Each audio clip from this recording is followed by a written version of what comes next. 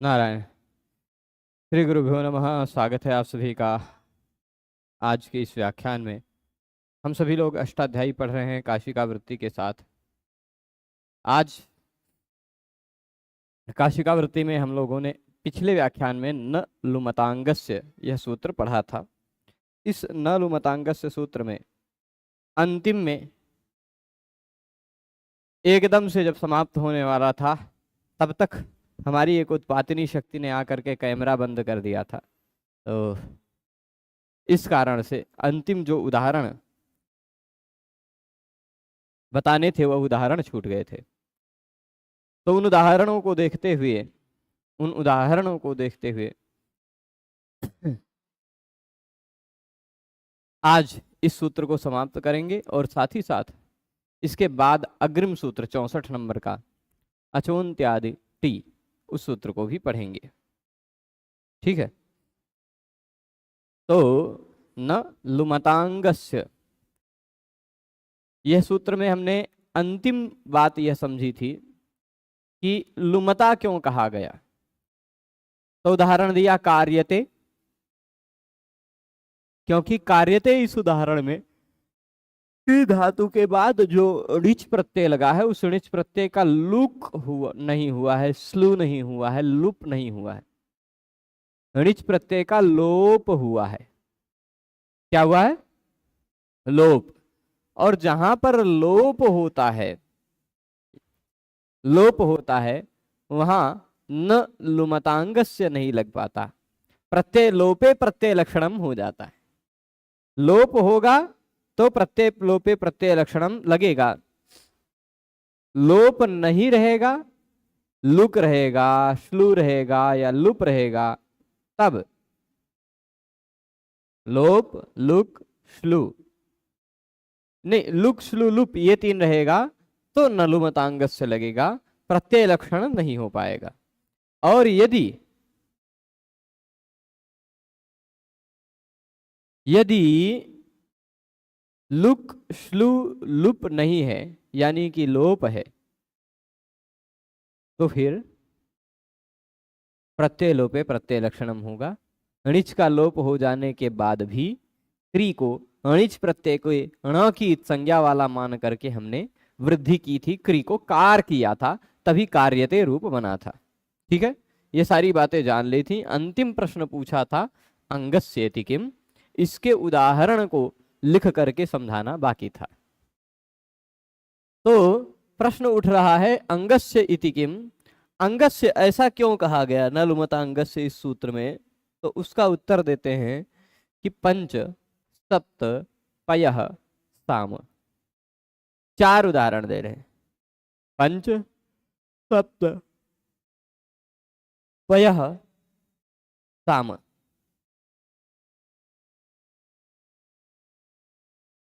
सिद्ध करते हैं। चारों को एक साथ सिद्ध करें क्या?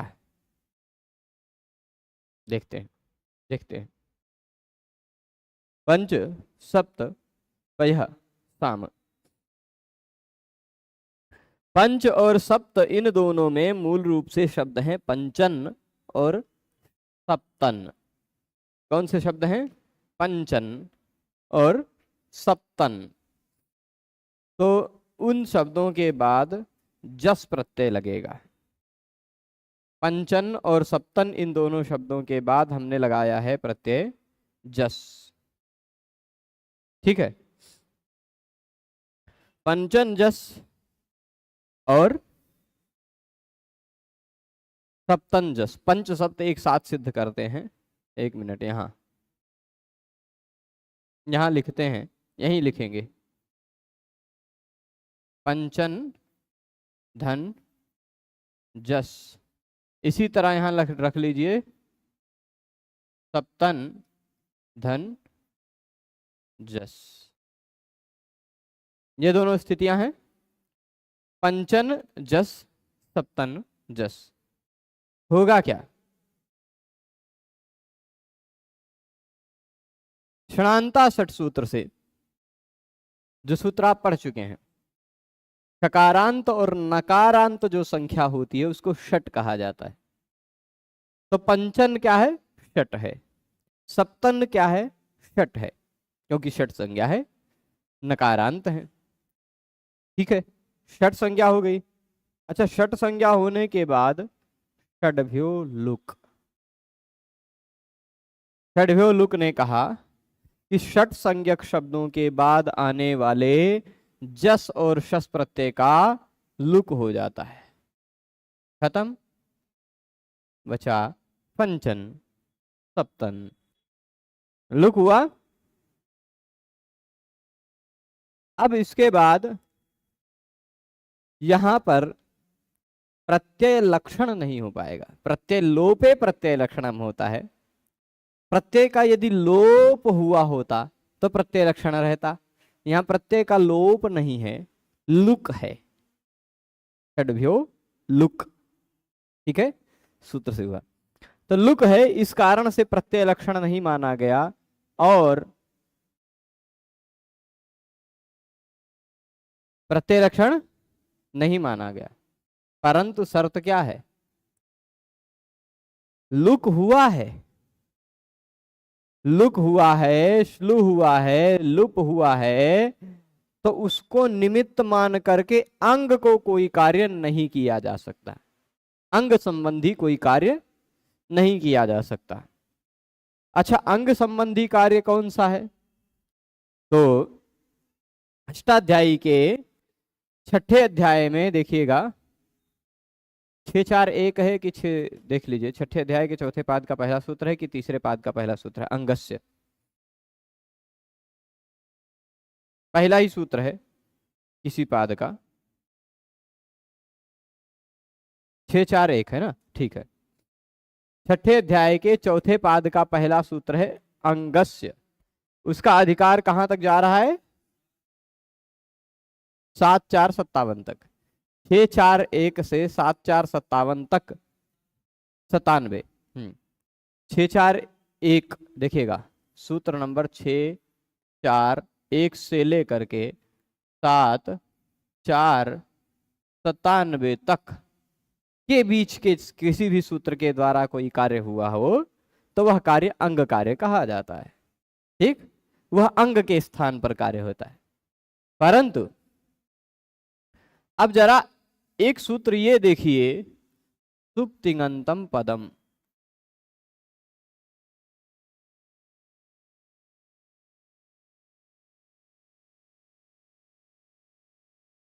एक 4:14 पर होगा, है? सुप्तिङन्तम पदम मिला है 1:4:14 पर। पहले अध्याय के चौथे पाद में 14 नंबर के आसपास ही होगा, हो सकता है 14 हो सकता है 14 ही है ना? ठीक है, तो सुप्तिङन्तम पदम कहता है सुप प्रत्यय लगकर तथा तिंग प्रत्यय लगकर बना हुआ जो शब्द होता है उसको पद कहा जाता है। क्या कहा जाता है? पद। तो ये पंचन और सप्तन पद कहलाएगा कि नहीं? उसको पद कहा जाना अंग संबंधी कार्य नहीं है। अंग संबंधी कार्य छठे अध्याय में बताया गया है, 7वें अध्याय में बताया गया है। छठे अध्याय के चौथे पाद में और 7वें अध्याय में बताया गया है। ये तो सुप्तिङन्तम पदम पहले अध्याय का सूत्र है। यह सुप जिसके अंत में हो उसको पद कहा जाता है। यानी पंचन और सप्तन हो गया पद। पद हुआ है ना? अंग तो नहीं है, पद है। अंग मानकर कोई कार्य करना होता तो वह कार्य नहीं हो पाता। अंगस से कहने का तात्पर्य यही है। ठीक, अच्छा, अब जो पद होता है साथ ही साथ प्रातिपदिक भी रहता है। मतलब जैसा मूल रूप में था पद बनने के बाद भी वैसा रह जाए। सप्तन था, पंचन था, यह मूल रूप में भी सप्तन पंचन था। सुप प्रत्यय लगने के बाद यानी जस प्रत्यय लगने के बाद पद बन गया तो भी पंचन और सप्तन ही रह गया। तो जो प्रातिपदिक था और पद बना, दोनों परिस्थितियों में सेम रह गया। यदि उसका वर्ण अंतिम वर्ण न हो तो उस अंतिम वर्ण न का लोप हो जाता है। तो यहां प्रातिपदिक संज्ञक जो पद है, जो पद भी है प्रातिपदिक भी है, ऐसे के अंतिम वर्ण के रूप में आने वाले न का लोप हो जाता है। न लोपः प्रातिपदिकांतस्य सूत्र से। ठीक, तो यहां नलोप प्रातिपदिकांतस्य सूत्र से जो प्रातिपदिक के अंत का लोप किया जा रहा है या पद के अंत का लोप किया जा रहा है, वह अंग मान कर नहीं किया जा रहा है, वह प्रातिपदिक कहकर किया जा रहा है, पद कहकर किया जा रहा है। यदि न लुमता कहते, यदि अंगस्य न कहते सूत्र में, खाली सूत्र होता न लुमता, तो क्या दिक्कत आती? लू हुआ है यहां इसको अंग ना मानते, पद मानते तो भी कोई कार्य ना हो पाता है ना। अंग ना मानते, पद प्रातिपदिक कुछ भी मानते तो भी कोई कार्य नहीं हो पाता। पर सूत्र में अंगस्य कहा गया है, इससे यह निकल कर आता है कि यदि लुक स्लू लुप हुआ हो तो अंग को ही कोई कार्य नहीं होगा, बाकी सबको कार्य हो सकता है। तो वह लुक हुआ था, फिर भी पंचन को सप्तन को कार्य हुआ, क्योंकि यह अंग नहीं है, पद के अंतिम वर्ण न का लोप करता है, तो पद के अंतिम वर्ण न का लोप हुआ। प्रातिपदिक भी हो पद भी हो, उसके अंतिम वर्ण का लोप हुआ। स्पष्ट है, पंच और सप्त हो गया। इसके बाद आ जाते हैं हम पयस। ठीक है,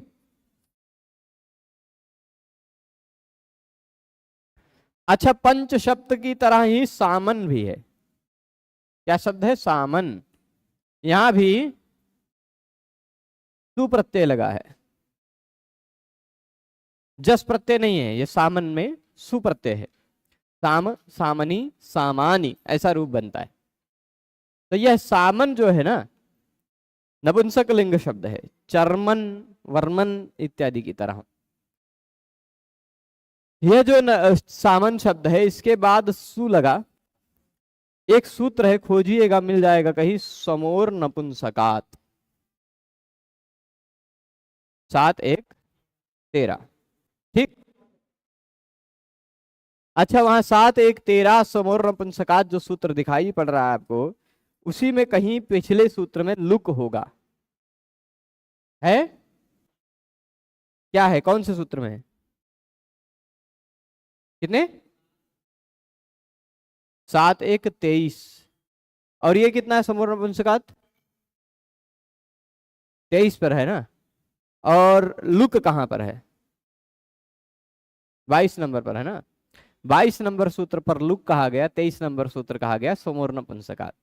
ठीक, तो समोर नपुंसकात से सु और अम प्रत्यय यदि नपुंसक लिंग के बाद आते हों, नपुंसक लिंग के बाद सु और अम प्रत्यय आते हों, तो उसका लुक हो जाता है। लुक हो गया, हुआ, लुक आ गया। यहां भी यदि अंगस्य न कहा गया होता, यदि अंगस्य न कहा गया होता तो लू के कारण कोई भी कार्य न हो पाता। पर अंगस्य कहा गया है, इसी कारण इस लू के कारण अंग को तो कोई कार्य नहीं होगा, पर इसको पद प्रातिपदिक इत्यादि मान करके कार्य किया जा सकता है। तो नलोप प्रातिपदिकांतस्य से यहां भी न का लोप होगा और बन जाएगा साम। ठीक है, अब पयः भी सिद्ध कर लेते हैं। मूलतः शब्द है पयस। ठीक, इस पयस शब्द यह भी नपुंसक लिंग है। इसके बाद हमने सु प्रत्यय लगाया, चाहे अम प्रत्यय लगाया, उसी 7 1 23 नंबर सूत्र समोर नपुंसकात से सु और अम दोनों के दोनों हो गए शहीद, मतलब लू को हो गए। ठीक है, उसी 7 1 23 से समोर नपुंसकात से सु और अम दोनों नपुंसक लिंग के बाद आने के कारण लुक हो गए, क्योंकि पयस शब्द लुक है। वही तो बता रहे हैं, पिछले 3 व्याख्यानों को आप देख लें साक्षी बहन।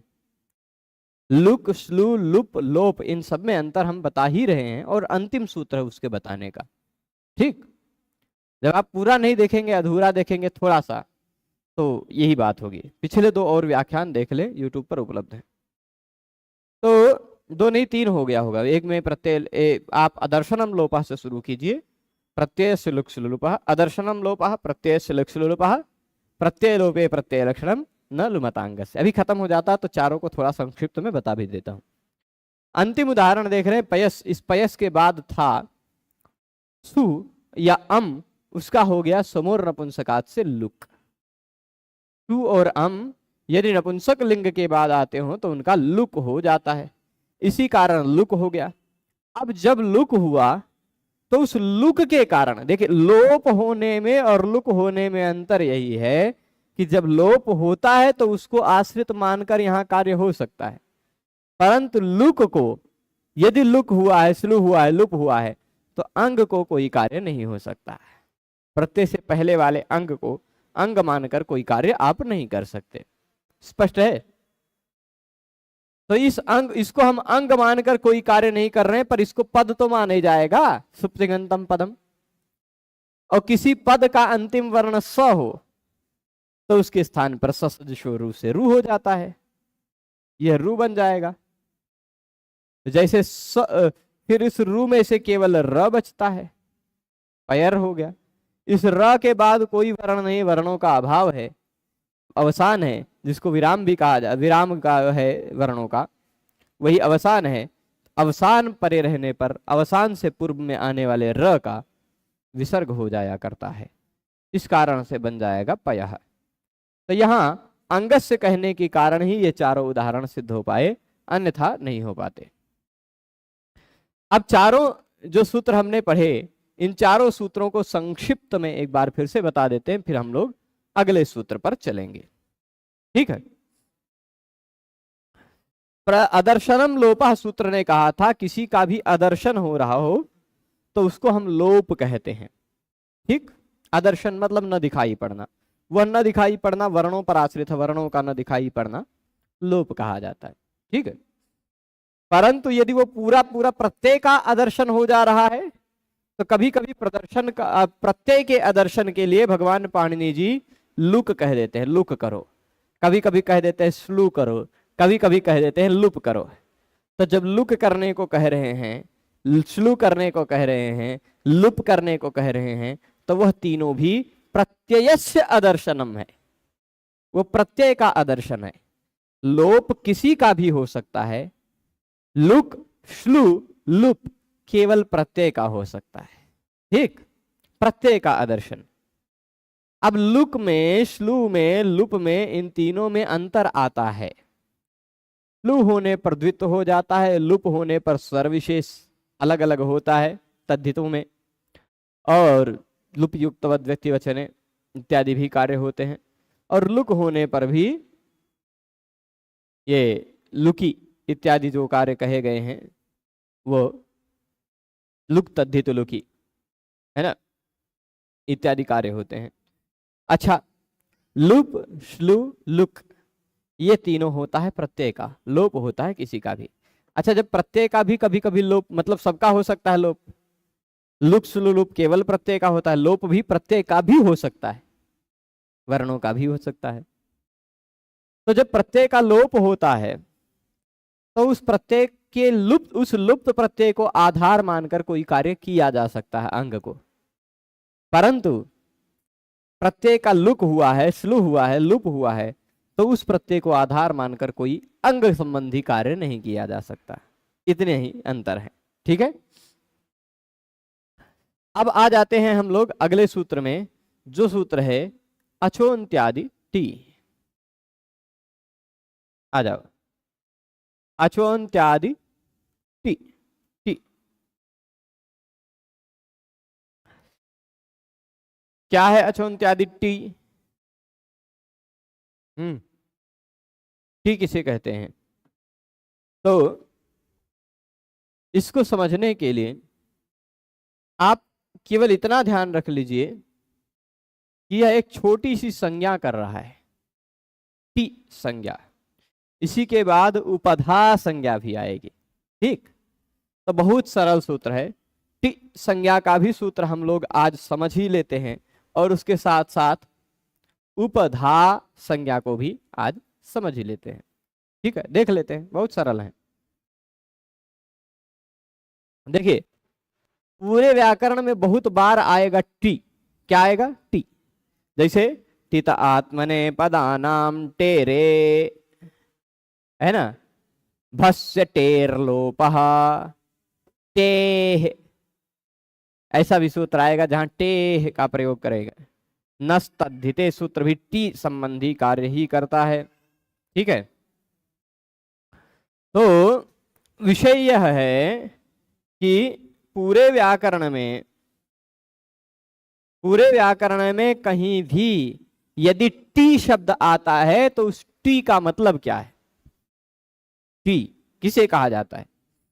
अच्छा, लोक में टी का मतलब कुछ अलग ही होता है। टी का मतलब एक पेय पदार्थ होता है जिसको पीते हैं, है ना, पर उसमें टी होता है, बड़ी ई, है ना। पर बड़ी ई भी नहीं कहना, ऐसा कह दीजिए कि अच्छा एक मिनट,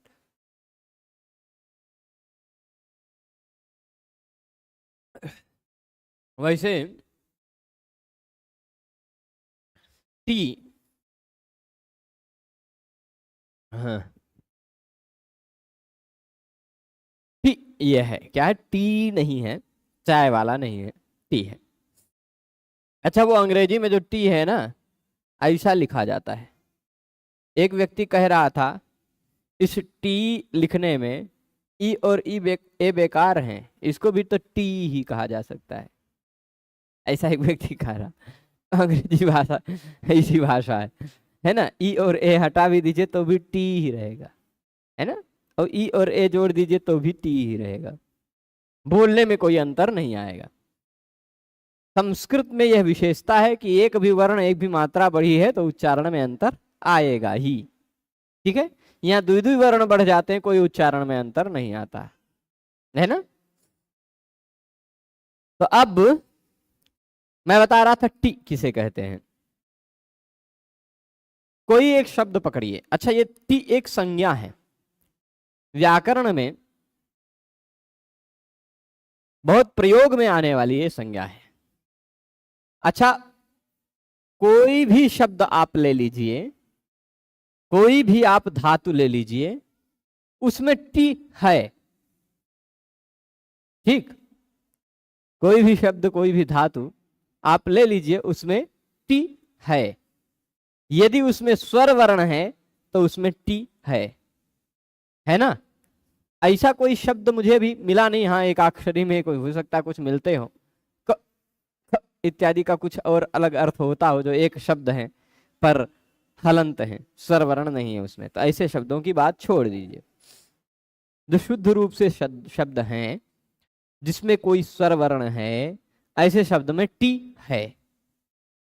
अब कैसे पहचाने कौन है टी, कैसे पहचाने, जैसे मैं उदाहरण देता हूं, ये शब्द हैं दशरथ,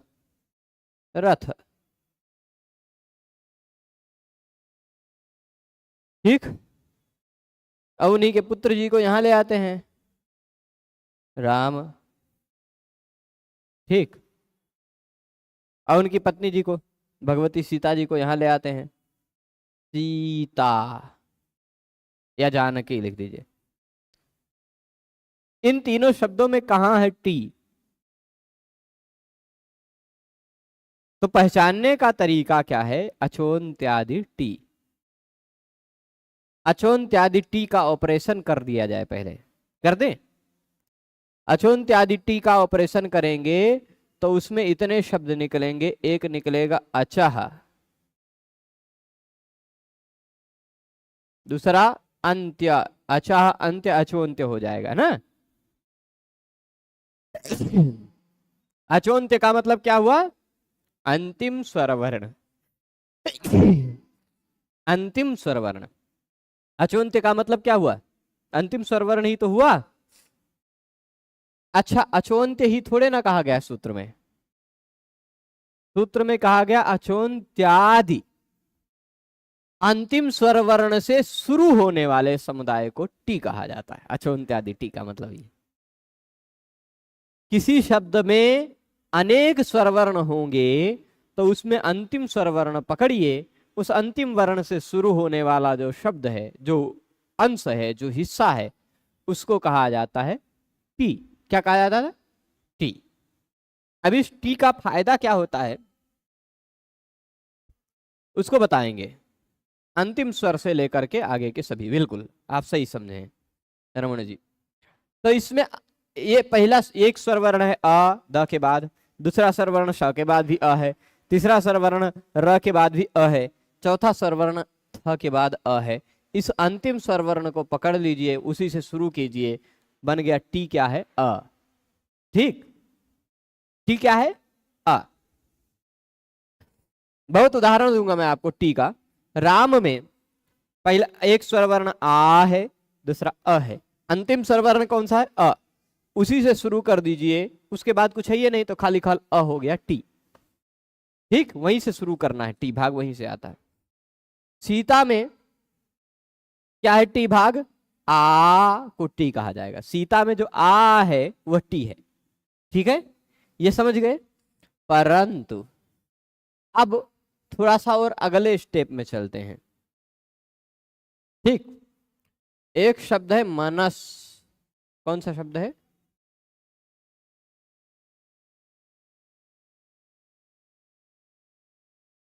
एक शब्द है। अब रामायण के पात्र चल रहे हैं तो हनुमान जी को भी ले आते हैं, है ना। प्रथमा में अगर प्रथमा विभक्ति में लिखा जाए क्या, हनुमान, अथवा उसका प्रातिपदिक लिखा जाए तो प्रातिपदिक होगा हनुमत। अच्छा, कल एक व्यक्ति हमारे पास फोन किए थे कि गुरुजी हमें एक संस्कृत के शिक्षक मिले हैं जो कह रहे हैं जैसे राम शब्द का शब्द रूप बनेगा रामस्य, वैसे हनुमान शब्द का हनुमानस्य। हम कहे कैसे बनेगा, कहे वही कह रहे थे गुरुजी।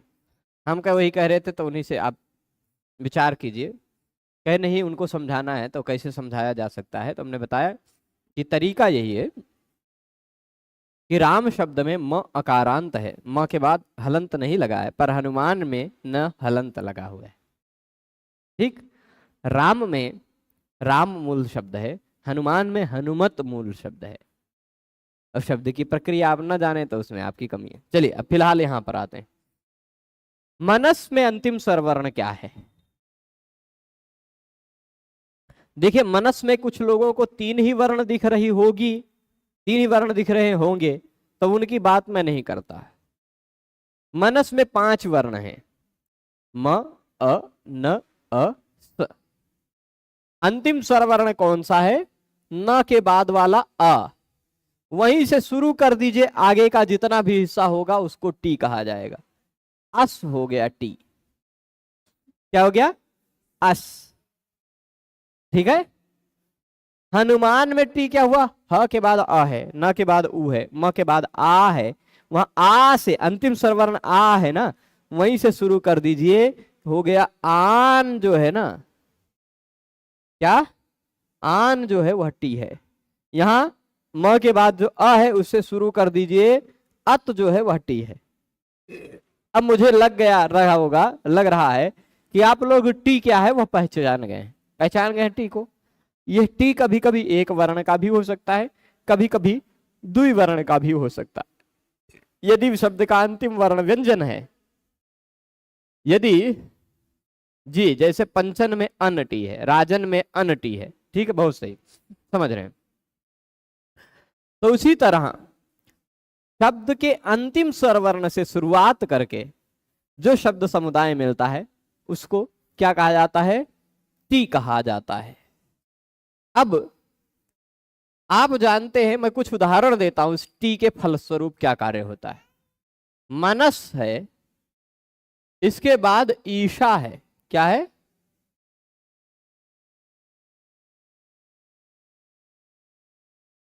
है ना।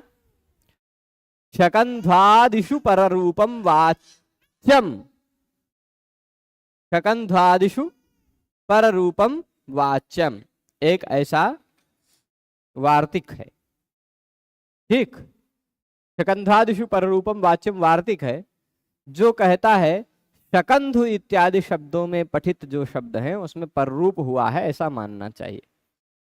पर वह जो पररूप होता है तच्च टेह, ऐसा उसकी वृत्ति में लिखा हुआ मिल जाएगा, तच्च टेह, मतलब वह जो पररूप होता है वह टी को होता है।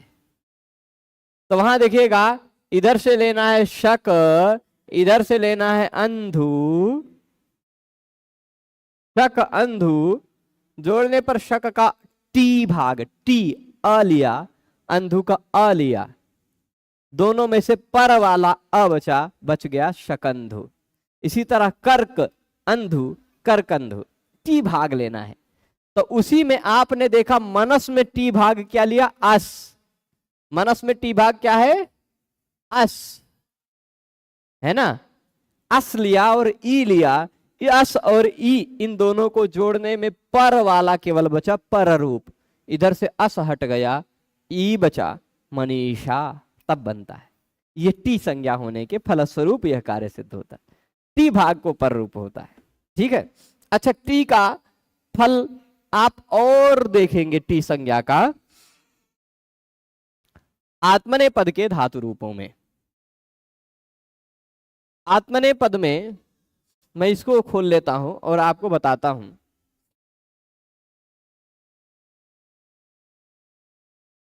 आत्मने पद में 9 प्रत्यय हैं। तो आताम, झ, ठीक, थास,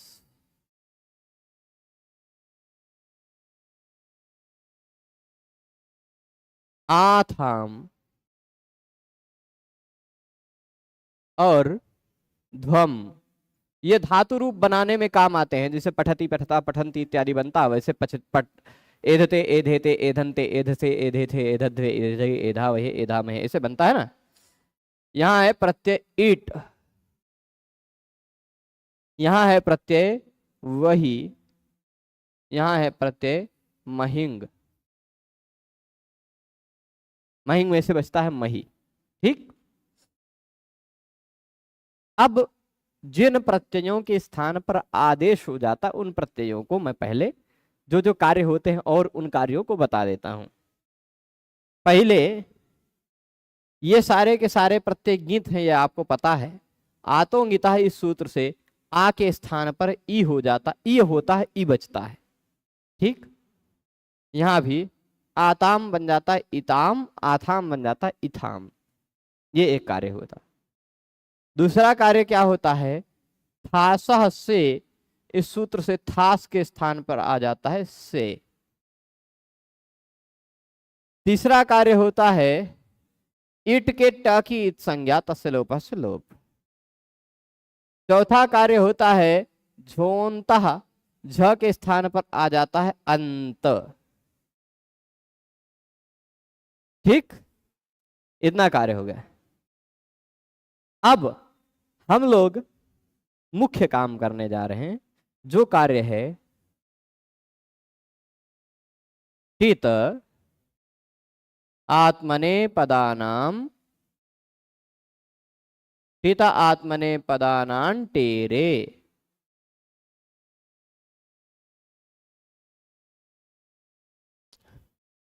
टित आत्मने पदानाम तेरे,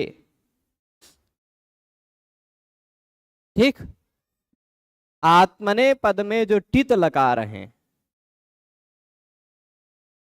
कौन से, टित लकार। टित लकार मतलब लट, लिट, लुट, लेट, लोट, टट वाले।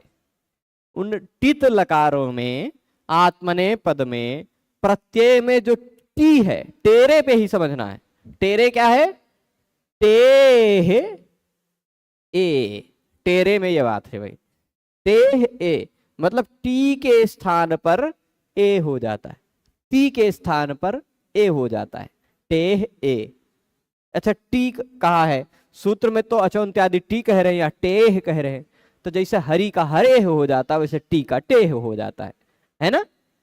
तो टेह ए, टी के स्थान पर ए हो जाता है।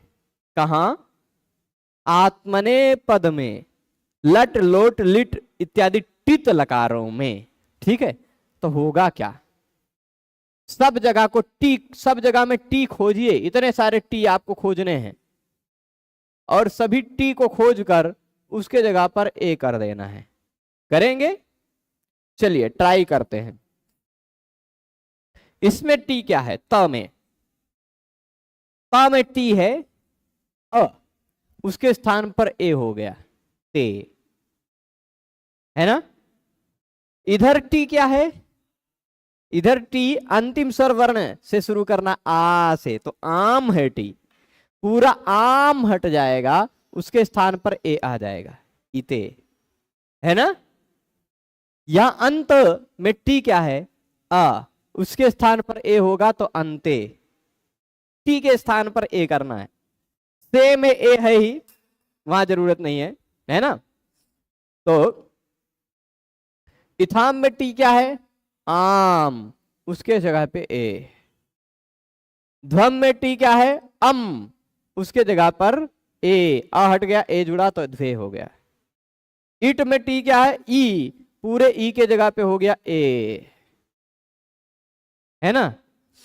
वही में ई, उस ई के जगह पे आ गया ए, बन गया वहे, मही उसी तरह बन जाएगा महे। स्पष्ट है। तब ही आप रूप बनाते हैं पचते पचेते पचनते, पच इते पचेते बन जाएगा, है ना। पचसे पचेथे पचध्वे, पचे पचावहे पचामहे, है ना। एधते एधेते एधन्ते, एधसे एधेथे एधध्वे एधे एधावहे एधामहे, ये बनाते हैं आप, है ना। तो ये जो अंतिम में ए आ रहा है, एधिष्यते एधिष्यते एधिष्यन्ते में भी आ रहा है ना। और कहीं कहीं बदल जाता है ना। बभुवे बभुआते बभुविरे बभुविषे बभुआथे बभुध्वे बभुवे बभुविवहे बभुविमहे इत्यादि, पर वैसा नहीं बनता, है ना। चक्रे चक्राते चक्रिरे चक्रिषे चक्राथे चक्रिध्वे चक्रे चक्रिवहे चक्रिमहे ए सुनाई पड़ेगा सब। वह टित आत्मने पदानाम टेरे का प्रभाव है। ठीक, तो टी संज्ञा क्या है वह आप समझ गए हैं। अब वृत्ति पर आते हैं हम लोग।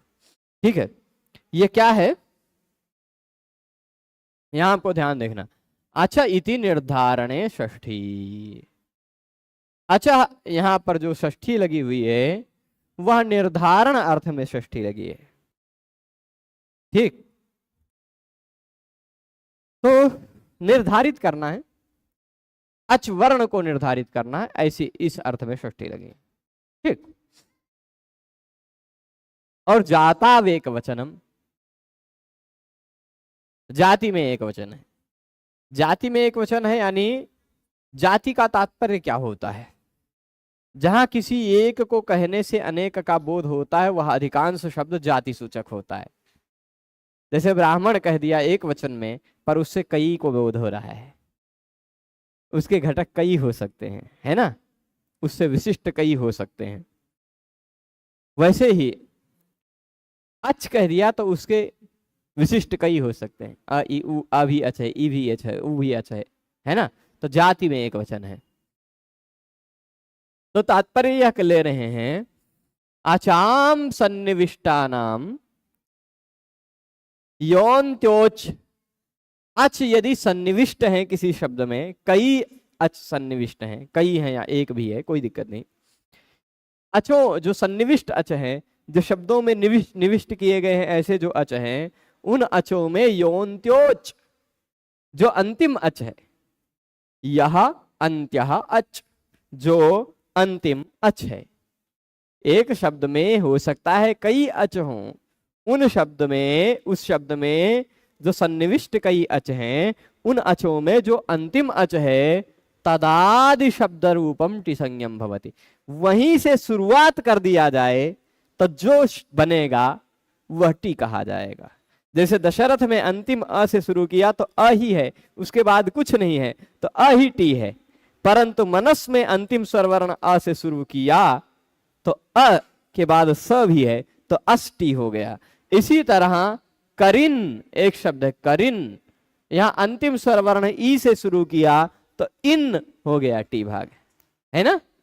तो टी आप यही बात कह रहे। अग्निचित उदाहरण दे रहे, देखिए उदाहरण क्या दे रहे, अग्निचित, इसमें अग्निचित में कितने स्वर वर्ण हैं, कितने अच सन्निविष्ट हैं? एक अच अ है, एक अच ई है, एक अच च के बाद वाला ई है। इनमें जो अंतिम अच च के बाद वाला ई है वहां से शुरू कर दिया जाए तो इत हो गया टी भाग, इत टी हो गया। इत शब्द है ना, यहाँ इत शब्द इत शब्द लिख दिया तो जोड़ करके इत शब्द यहाँ टी भाग है। उसी तरह सोमसुत, यहां क्या है? उ और त टी है, उच्च शब्द है ना, उच्च शब्द। उसी तरह आताम आथाम, इसमें आम शब्द समझ गए? बात पूरी स्पष्ट ही है पहले से ही। पछेते पछेथे इत्यादि बना करके हमने दिखा भी दिया। टितात्मने पदानाम टेरे, है ना। आते देखो, एधते एधेते, आताम जो था वह आताम आथाम का ही उदाहरण देते हैं। आताम बन गया था इताम, जिस इताम को ही हो गया था टेरे से ए इते। उसी तरह इथे, है ना, इते इथे हो गया था, तो पछेते पछेथे इसी तरह बन गया था, है ना। आताम को, आताम जो प्रत्यय लगा है उस प्रत्यय को आ को ई करने का क्या सूत्र है? ये मुझे लग रहा है आप कंफ्यूज हो रहे हैं ना। आतो गीता सूत्र ध्यान रख लीजिएगा। सूत्र क्या है? आतो गीता। गीत प्रत्यय जो हैं उनमें से आने वाले आ के स्थान पर ई हो जाया करता, ई होता है, या का लोप हो जाता है। ठीक है, तो यह इते बनकर पछेते पछेते। प्रश्न हम समझ गए ना कि आपके मन में वही प्रश्न हो रहा है। हाँ चलिए, तो अब पितात्मने पदानां टेरे इत्येवम् आदयः, ये बात भी आप समझ ही गए हैं कि टी, पाणिनि भगवान ने अपने सूत्रों में टी टी टी कहां कहां कहा है? टितात्मने पदानां टेरे, टे, भस्य टेर लोपः इत्यादि सूत्रों में। ठीक है, तो अब यही बात यहाँ सूत्र के वृत्ति, यहाँ हिंदी में भी अर्थ मैंने लिख के दिखाया है कि अचों के मध्य में, स्वर वर्णों के मध्य में जो अंतिम स्वर वर्ण है वही से शुरुआत कर दिया जाए, वह आदि में है जिसके उस संपूर्ण समुदाय की टी संज्ञा होती है। ठीक है, चलिए पचेते यहां बना करके दिखाया भी है। पच, डुपचस पाके इस धातु है, मूलतः पच बचता है। पच के बाद शप प्रत्यय जुड़ा है, फिर आताम प्रत्यय जुड़ा है, पच शप आताम, है ना। शप में से आ बचता है, आताम का आते हो जाता है, फिर ईयते हो जाता है, या का लोप होकर इते बन जाता है। यह आतोगीता सूत्र सहित पूरा लिखा हुआ है। ठीक है, तो इस तरह से हमने ये भी एक सूत्र समझ लिया, अचोन्त्यादि टी, अचोन्त्यादि टी। अब टी और उपधा में बहुत सारे लोग कंफ्यूज होते हैं, बहुत सारे लोग व्याकरण शास्त्र में इन दोनों में बहुत कंफ्यूज होते हैं, तो इसका पहले हम समाधान कर देते हैं। आज उपधा को भी समझ लेते हैं। ठीक है, तो उपधा क्या है उसको समझने के लिए सूत्र है अलोन्त्यात् पूर्व उपधा। सूत्र क्या है? अलोन्त्यात् पूर्व उपधा। अंतिम स्वरवर्ण पकड़िएगा, ठीक नहीं, अंतिम स्वरवर्ण नहीं, अंतिम वर्ण, अल, अल कह रहे हैं, अंतिम वर्ण को पकड़ना है। अंतिम वर्ण से पहले वाला जो वर्ण है वह है उपधा। क्या है? यहां अलह यानी अंतिम वर्ण, अलोन्त्यात का तात्पर्य क्या हो? अंत्यात मतलब अंतिम में होने वाला जो अल है, अंतिम में होने वाला जो वर्ण है उससे पूर्व वाला वर्ण व्याकरण शास्त्र में उपधा कहा जाता है। अगर अग्निचित, जो अभी हम उदाहरण देख रहे थे, अग्निचित में टी क्या था? इत, पर उपधा क्या है? अंतिम वर्ण त, अंतिम से पूर्व वाला वर्ण ई, केवल ई उपधा है, इत टी है। ठीक, दशरथ में मैंने बताया था टी क्या है, तो दशरथ में टी हमने पाया था आ है, पर दशरथ में उपधा क्या है? अंतिम से दूसरा वर्ण थ, थ है उपधा। ठीक है, यह उपधा और टी में अंतर है। तो धात्वादौ वर्ण समुदाये, धातु इत्यादि हो, कोई भी हो जिसमें वर्णों का समुदाय है, कई वर्ण हैं, उस वर्ण समुदाय में अंत्यात अलह पूर्व यह वर्ण, अंतिम अल से, अंतिम वर्ण से पूर्व में जो वर्ण है उसका सोलेवोपधा संज्ञो भवति। सो लेवो पधा लेवा ववा नहीं है, सह अल एव, वही वर्ण ही उपधा संज्ञक होता है। ठीक, उदाहरण दे रहे हैं, पच पठ, इसको देखिएगा, पच धातु है, पठ धातु है, क्या है, पच पठ, इसमें अंतिम वर्ण क्या है, च, पठ में अंतिम वर्ण क्या है, ठ, अंतिम से दूसरा वर्ण क्या है, प के बाद वाला आ है ना, तो वह आ है। पच पठ में क्या लिखा है, इसीलिए दिखा दिया अकारः उपधा, अकार। भिद छिद, इसमें द से जस्ट पहले वाला क्या है, ई या इकारः। बुध युद्ध, इसमें क्या है, उकारः, उ, अंतिम से दूसरा वर्ण। वृत वृद्ध, इसमें ऋकार है ना। अच्छा, इन्हीं का अगर हम टी खोजने लगते तो पठ में टी था अठ, उपधा क्या है, अ, है ना। पच में टी क्या था, अच, पर उपधा है केवल अ, है ना। भिद में टी क्या था, इद, है ना, पर उपधा क्या है, ई, यही अंतर है। बुध में टी क्या था, उध, उध, है ना, अंतिम से शुरू करके, पर उपधा क्या है, उ, ये अंतर समझिएगा। वृत वृद्ध, अब उदाहरण क्या क्या बता रहे हैं, अलह इति किम, अंतिम वर्ण से पूर्व वाले,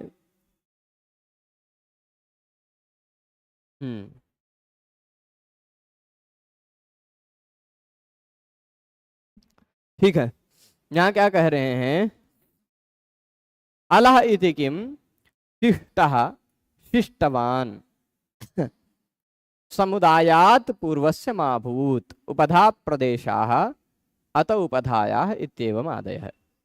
ठीक है, आज समय ज्यादा हो रहा है, इस अलह इति किम से लेकर के जो बातें हैं, प्रश्न हैं, और इसका पदकृत्य जो अंश है उसको कल पढ़ेंगे, आज यहीं रोका जाए। अभी श्रीमद् वाल्मीकि रामायण इसके बाद हम लोग पढ़ेंगे, आज यहीं रोकते हैं। सभी लोग जुड़े रहे उसके लिए सभी को बहुत बहुत धन्यवाद। नमो नमः।